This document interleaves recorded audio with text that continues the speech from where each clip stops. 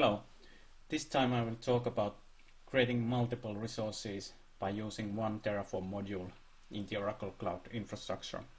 So many times when you use modules with Terraform, you might get a case that you need to create, for example, 2 or 3 or even more instances, and you don't want to call the module in your project file multiple times.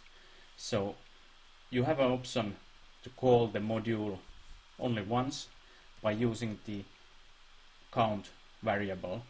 So in this example today I will create 3 compute instances, and I will show how to do it by using only one module.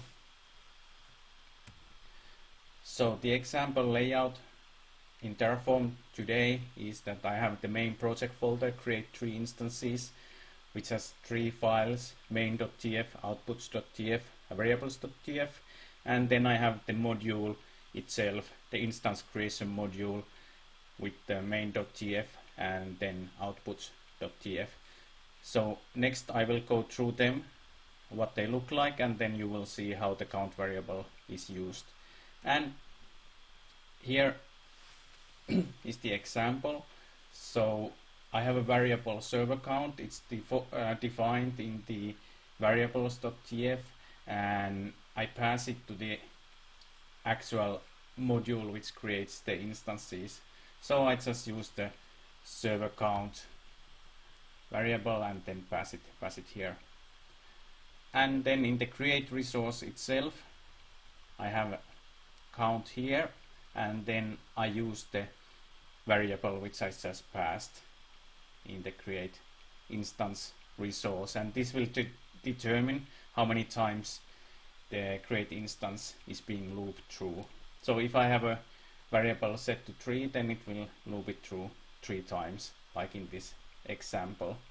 And with Terraform modules, then you need to have a static variable in this count. So at the moment you can't use count variable, for example, from some other module which is being outputted from there. And I have a blog post at my blog finishingthoughts.wordpress.com, and you can see any additional links which I mentioned from there. So now I'm looking at the actual code what I have for the module and the project. So I start with the variables.tf, which is defined for the project. So I have some variables defined like the compartment name, then the instance shape, image ID, and I also have defined the subnet name, which I know I have created earlier in my previous network project. And then I have some default names for the host name and network interface card, and then the instance name. And finally I have the server count defined here, which is defined as 3, so I will create the 3 instances. And you will soon see how I've used inside the module these names, that they have a different name for each instance. And then in the main.tf you can see that I get some required data for the instance creation. So I get the compartment OCID by using the tenancy first, and then I filter it with the compartment name. I get the availability domains, VCN, I get the public subnet ID, and you can see here that I just passed those IDs, so availability domains, from these data sources by using the lookups. Lookups are really easy way to get the data what you have created earlier in different projects. And you can see I just passed the server count variable here. And now if I look at the actual module, the instance creation module, you can see I use the count here. So the count determines how many times this create instance resource is being run, and now it's being run 3 times. And I mentioned about the names. So to have a differentiation with the names, I use this minus count.index here. So each name will have a minus and then the count number, so 0, 1 or 2 in this case in the end. So you can differentiate the naming like that. One option is that you have a variable which is a list, and then you determine the names, but I think it will be hard to keep up in the long run. And for the IP address, I just wanted to make an example using the built-in function serial host.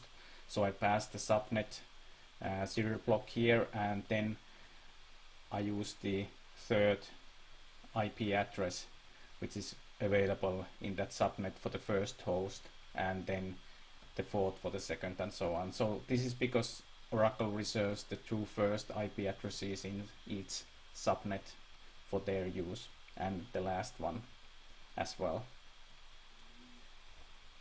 And then the outputs, you can see I need to use lists for the outputs because there will be many instances created, so I can pass them back on this main project file. I'm logged now to my VirtualBox, which has the Terraform installed, and I've pulled the code here which I was just showing. So I'm inside the create 3 instances project folder, and if I look, I see that I have the main.tf, outputs.tf and the variables.tf. And what I will do first, I will initialize Terraform, so it will load the create public instance module, and then it will load also the OCI provider. So next I will run Terraform plan. So it will create the 3 resources, and you can see that the naming is now -2 for the last host, and then the IP address is .5, so it has those so the 2 first IPs were reserved. So I'm working around that with the Cedar host +3, and you can see in the second host I have the -1 and .4 as IP address, and in the first one I have -0 and .3. So it's a one easy way to work around, to have a different naming for each instance and all the other components where you need to have a different name. So next I will run Terraform apply. I will confirm the changes, they are okay, and that will create the instances.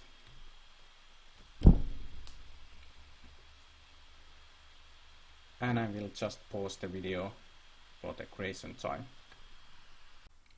And like this, the instances are created. So for 3 instances, it took just over 1 minute to create them, and you can see the output variables here. So all the instance name, the private IP addresses, and since they are in a public subnet, each got a public IP address which I could use to connect them, because I passed also the SSH public key when I created the instances, so I could use my private key now to log in to those instances. And since this was an example, I will now just run Terraform destroy to remove these instances. And as usual, it will ask that do I want to destroy these 3 resources.